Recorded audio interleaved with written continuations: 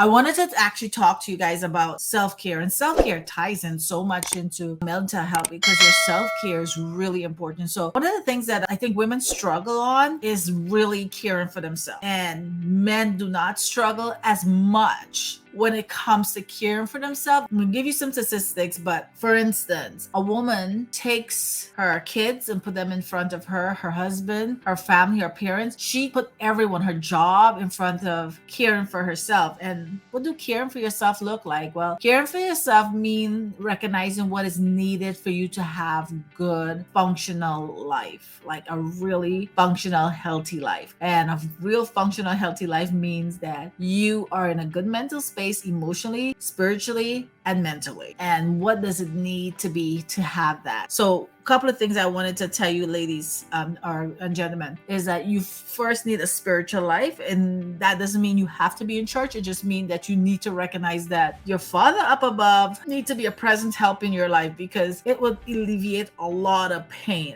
And so your spiritual health is really important. And I want to tell you about boundaries. Like, I talk about boundaries a lot, and people don't realize like boundaries are so important to keeping a good healthy space. Like, having self-care means saying like, this is my boundaries and you cannot come past here, right? So setting boundaries to make sure that no one is railroading you or taking advantage of you is very important. Another thing you want to know how to do, ladies, you struggle with this one, is to say no. Saying no seems to be a very hard thing for you to exercise, and I'm promising you, when you start saying no in the right context, it would change the whole way you look at life. For instance, somebody asks you to do something and you know you're exhausted and you're so tired, but you don't want to hurt their feelings, so you say yes. Well, you're hurting you in the process of saying yes. So saying no to them is really a great way of exercising self-care. Say no. And then I'm going to give you two basic ones, and that's eating and exercising. So we don't often really consider that self-care because we don't think of it like that's necessary. What's so special about that?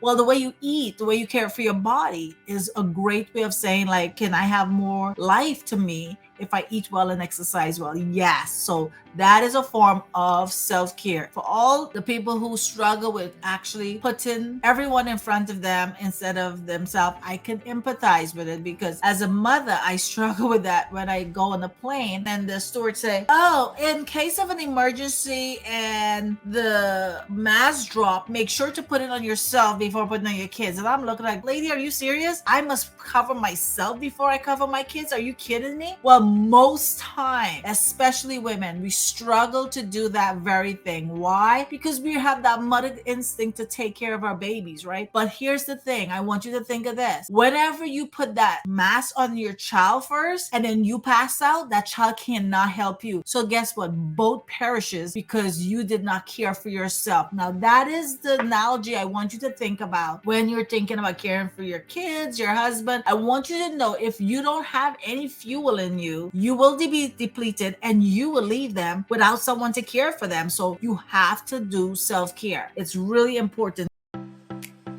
Thanks for watching. I am Michelle Cumberbatch, your relationship coach.